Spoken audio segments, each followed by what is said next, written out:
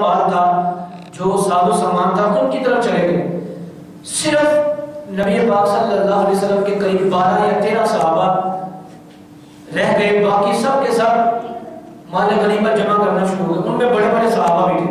اب جب مال غنیمت جمع کرنا شروع کر دی تو اسی دوران مسلمانوں کے اوپر کافروں نے حملہ کیا، تو روایت کے مطابق کم سے 70 کے قریب صحابہ شہید ہوئے، 70 کے قریب۔ اب یہ معاملہ ان صحابہ کرام علیہ رضوان کے اندر نبی پاک صلی اللہ علیہ وسلم کے چچا محترم جن سے آپ بڑی محبت فرماتے سید الشہداء امیر حمزہ رضی اللہ تعالی عنہ بھی تھے۔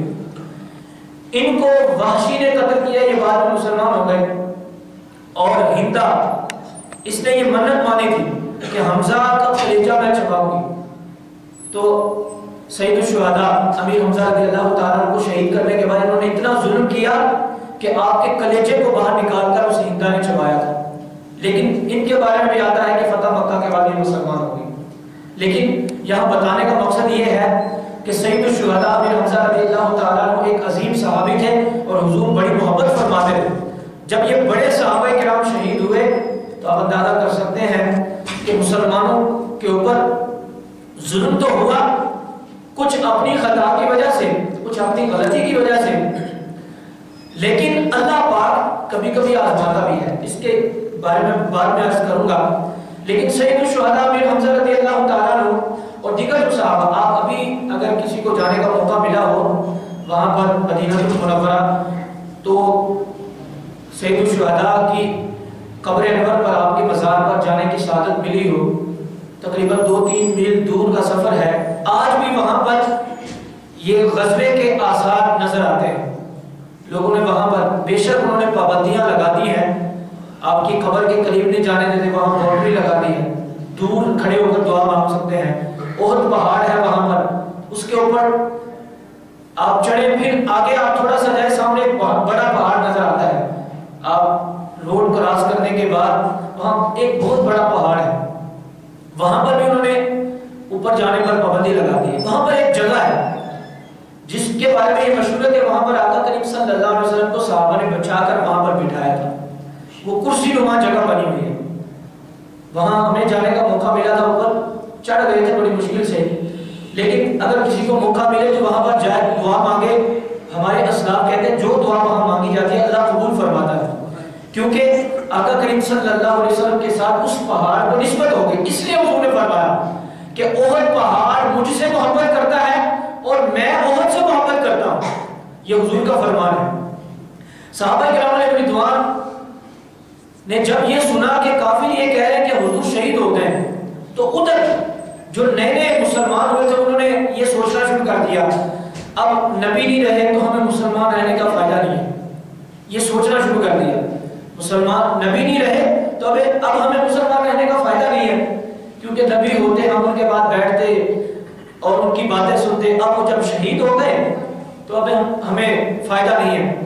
یہ سارے معاملات تھے، تو اللہ کریم نے قرآن پاک میں 4 پارے کے اندر یہ فرمایا ہے کہ تم وسوسوں کا شکار تھے کہ نبی شہید ہو گئے، اور اللہ فرماتا ہے وَمَا مُحَمَّدٌ إِلَّا رَسُولٌ قَدْ خَلَتْ مِن قَبْلِهِ الرُّسُلُ أَفَإِن مَاتَ أَوْ قُتِلَ انقَلَبْتُمْ عَلَىٰ أَعْقَابِكُمْ۔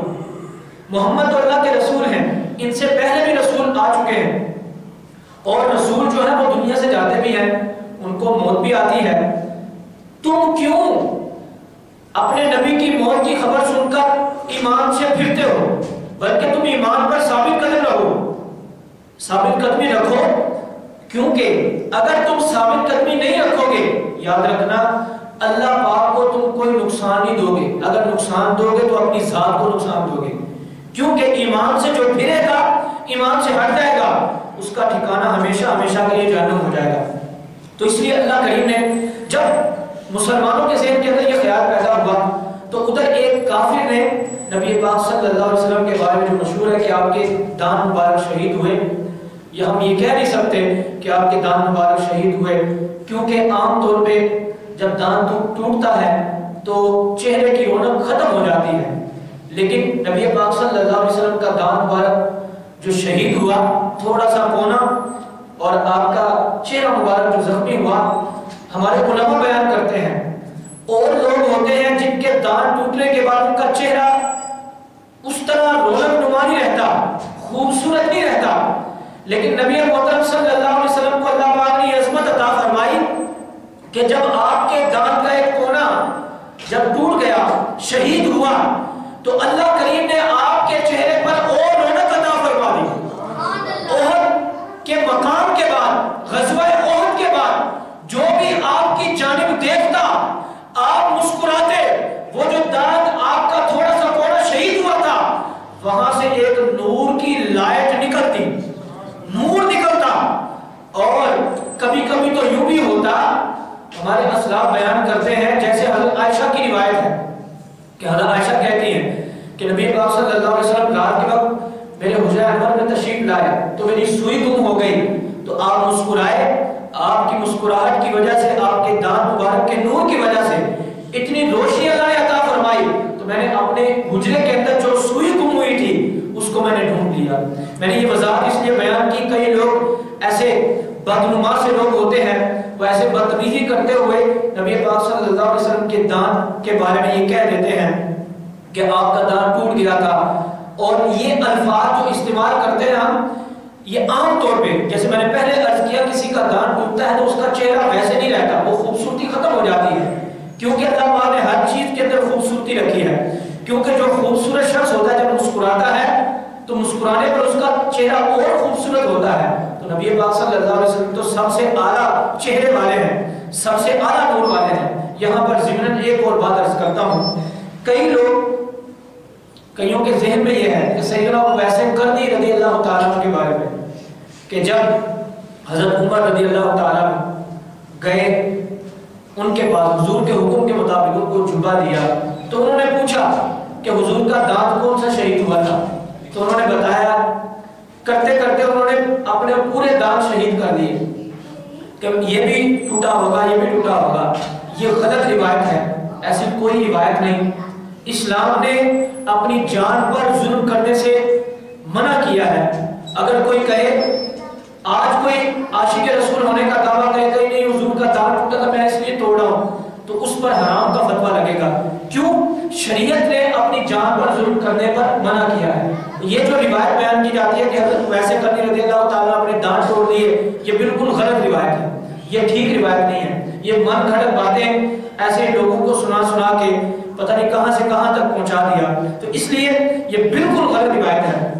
تو پتہ یہ چلا کہ جب مسلمانوں کے ذہن میں یہ خیال پیدا ہو کہ حضور تو شہید ہو گیا، اب ہمارا مسلمان رہنے کا فائدہ نہیں، تو اسی دوران ایک صحابی رسول نے آواز دی، نہیں حضور زندہ ہیں، میں نے حضور کو دیکھا ہے، کیوں ہوا اڑ رہی تھی اور مٹی اڑ رہی تھی، کسی کو کوئی نظر نہیں آ رہا تھا۔ کچھ دیر جب گزری، نبی پاک صلی اللہ علیہ وسلم کو جب دیکھا، صحابہ کرام علیہ رضوان نے تھوڑا سا چین کا سانس لیا کہ حضور تو زندہ ہے۔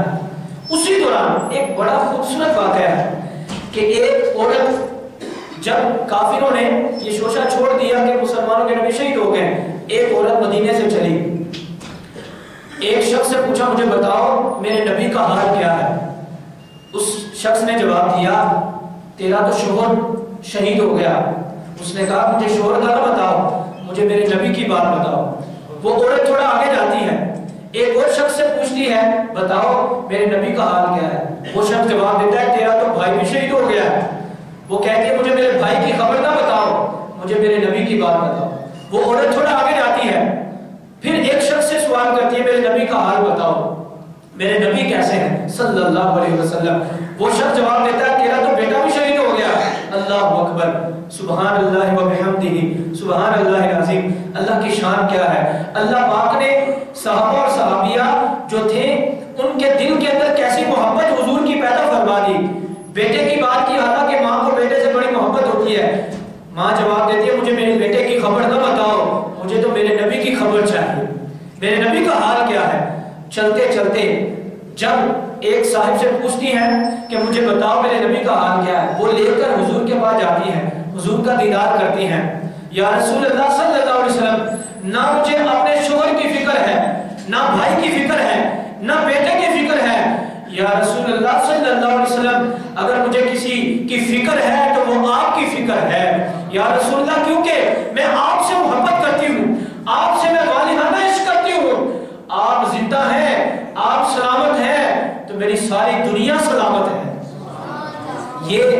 محبت رسول صلی اللہ علیہ وسلم کا انداز ہے۔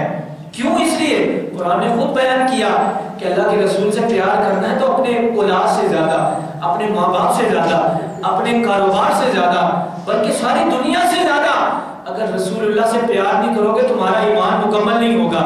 اس کی اصلی تصویر صحابہ کرام علیہ رضوان کے اندر ہمیں نظر آتی ہے کہ انہوں نے واقعتاً جیسے اللہ نے حکم فرمایا کہ میرے نبی سے ایسے پیار کرنا ہے، صحابہ نے واقعتاً محبت کر کے دکھائی۔ آگے اس ساری بات کا نظریہ، کیونکہ مسلمانوں کو ظاہراً دیکھا جائے تو شکست ہوئی، مسلمان 70 کے قریب شہید ہوئے۔ اب جب کافی نکلے، اس پر میں چند باتیں عرض کرنا چاہتا ہوں۔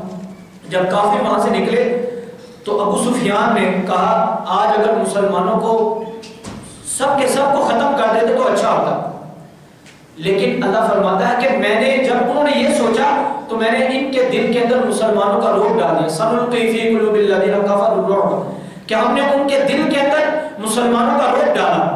جب انہوں نے یہ سوچا کہ آج ہمارے پاس موقع تھا مسلمانوں کو ختم کر دیتے، تو اللہ نے ان کے دل کے اندر مسلمانوں کا روب ڈالا۔ پھر وہ اس خیال سے نکل گئے اور مکہ روانہ ہو گئے۔ یہاں پر ظاہراً چونکہ یہ واقعہ بڑا طویل ہے، اگر دیکھا جائے تو مسلمانوں کو ظاہراً شکست ہوئی، لیکن یہاں پر چند باتیں ہمارے لیے سیکھنے کی ہیں، اس پر اگر توجہ کریں آخری لمحات کے اندر۔ سب سے پہلی بات اس ساری جنگ کے اندر جو ہمارے لیے سیکھنے کی ہے، نبی پاک صلی اللہ علیہ وسلم نے جنگ سے روانہ ہوتے وقت صحابہ سے مشورہ کیا۔ ان میں جو کم عمر صحابہ تھے ان سے بھی مشورہ کیا، بڑے صحابہ سے بھی مشورہ کیا، اور جو کم عمر تھے ان کی بات کو آپ نے مانا۔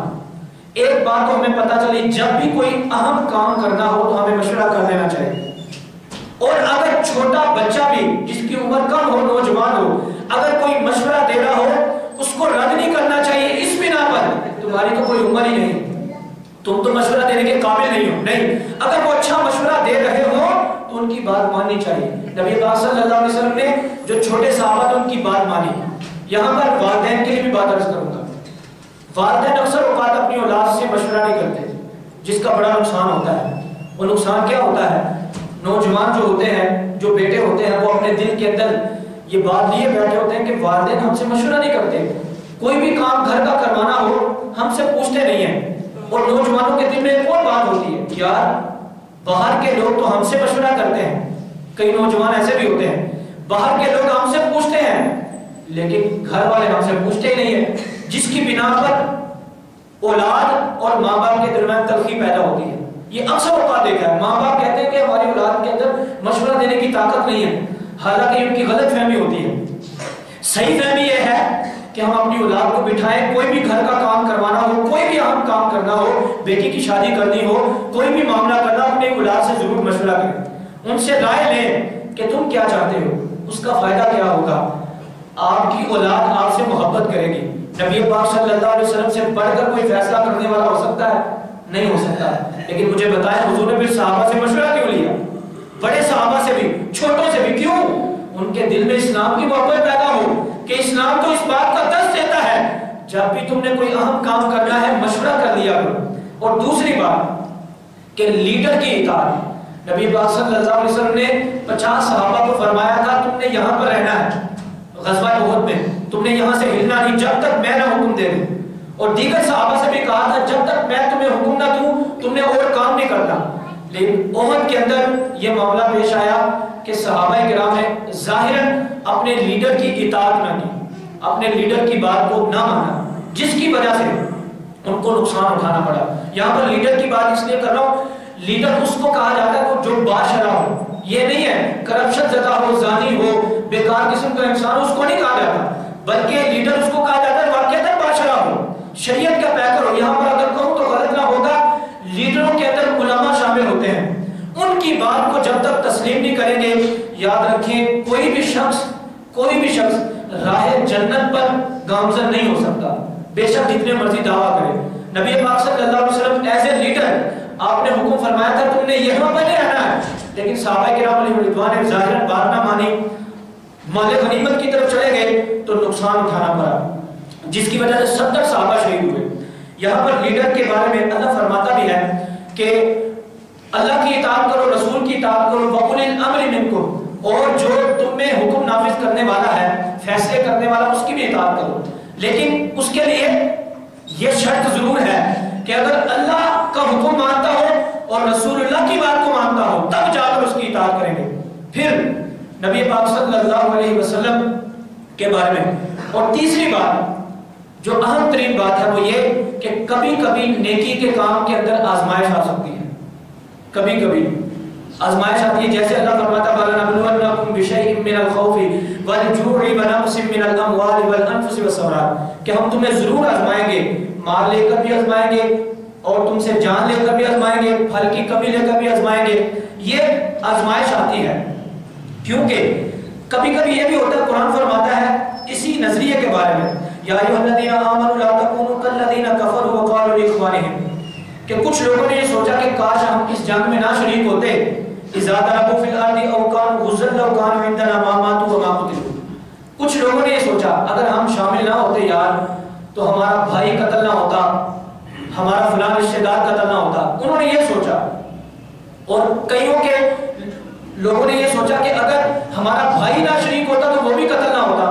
تو اللہ پاک نے فرمایا لیجعل اللہ ذلک حسرۃ فی قلوبہم, یہ لوگ اپنے دل کے اندر حسرت لیے بیٹھے ہیں. کیا واللہ یحیی و یمیت, اللہ فرماتا ہے اللہ ہی زندہ کرتا ہے, اللہ ہی مارتا ہے. کبھی کبھی ہوتا ہے دنیا کے اندر کہ بندہ سوچتا ہے یار میں یہ کام نہ کرتا تو اچھا ہوتا, یہ حسرت ہوتی ہے. کاروبار کے اندر اگر نقصان ہو جائے بندہ سوچتا ہے یار یہ نہ کرتا تو یہ کر دیتا, یہ حسرت ہوتی ہے, یہ فطری تقاضا ہے. لیکن اللہ پاک نے ایک اصول عطا فرما دیا کہ جو پچھلی بات ہو گئی اس کو چھوڑو اور آگے کی سوچو, کیونکہ اللہ کریم آزماتا بھی ہے نیکی کے معاملے کے اندر. خاص کر مولا علی شیخ خدا رضی اللہ تعالیٰ عنہ کا فرمان ہے کہ جہاد یہ بھی ہے کہ بندہ میدان جنگ میں لڑے, لیکن خاص کر جہاد وہ ہے کہ بندہ نیکی کا حکم دے اور برائی سے منع کرے. جب بندہ نیکی کی دعوت دینے کے لیے نکلتا ہے بڑی تکلیفیں آتی ہیں, بڑی مصیبتیں آتی ہیں. کوئی بات کرتا ہے, کوئی ایسے ملا ہو جائے, لوگ طنز کے تیر بھی چلاتے ہیں, لیکن جو تو سہ لے گا طنز کے تیر اور نیکی کی دعوت دیتا رہے گا وہ تو اللہ کی بارگاہ میں مقام حاصل کر لے گا, اور جو نہیں سہے گا اور جو صبر نہیں کرے گا وہ کل قیامت کے دن اللہ کی بارگاہ میں مقام حاصل نہیں کرے گا. لیکن یہاں پر ان کے لیے بات کہوں گا کہ جو لوگ ایسے بھی ہوتے ہیں کہ جو طنز کے تیر چلانے والے ہوتے ہیں, نہ کرنا ہے نہ کرنے دینا ہے, تو ان لوگوں سے بھی گزارش ہے برائے مہربانی غزوہ احد سے کچھ سیکھ لیں. آزمائش آتی ہے, دین کا کام کرنے والوں کو کبھی روکا نہ جائے. یہاں پر نبی پاک صلی اللہ علیہ وسلم کے دو صحابہ تھے, بڑا خوبصورت واقعہ ہے. حضرت عبداللہ اور سعد بن ابی وقاص, یہ دونوں نے مشورہ کیا احد سے پہلے کہ ہم اللہ کی بارگاہ میں دعا کرتے ہیں, اپنی اپنی دعا کرتے ہیں, ہو سکتا ہے اللہ ہماری دعا قبول کر دے. حضرت عبداللہ نے دعا کی تو آمین کہنے کے لیے انہوں نے کہا سعد بن ابی وقاص سے دعا یہ کی, اے اللہ احد کے لیے مجھے یہ موقع عطا فرما کہ میں ایسے کافر سے لڑوں جو طاقتور ہو اور اس سے لڑتے لڑتے اس کو قتل کر دوں, پھر اس کا مال غنیمت ہو اس کو لے لوں, مجھے اتنی طاقت عطا فرما. سعد بن ابی وقاص رضی اللہ تعالیٰ نے آمین کہی.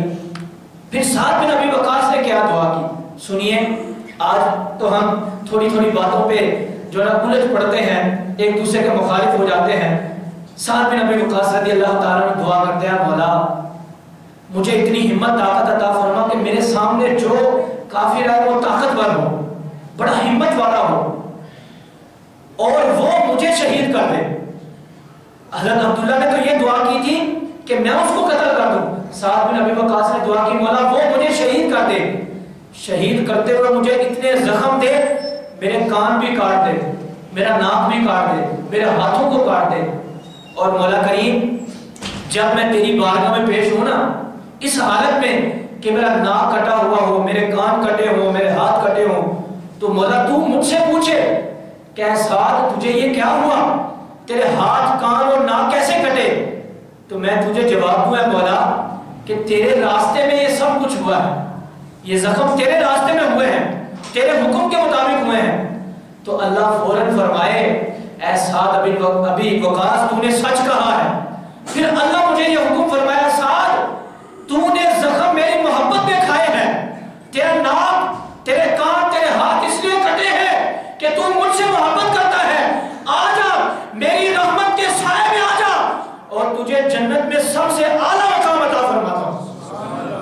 یہ صحابہ کرام علیہ رضوان انہوں نے دعا کی، حضرت عبداللہ نے آمین کہہ دی۔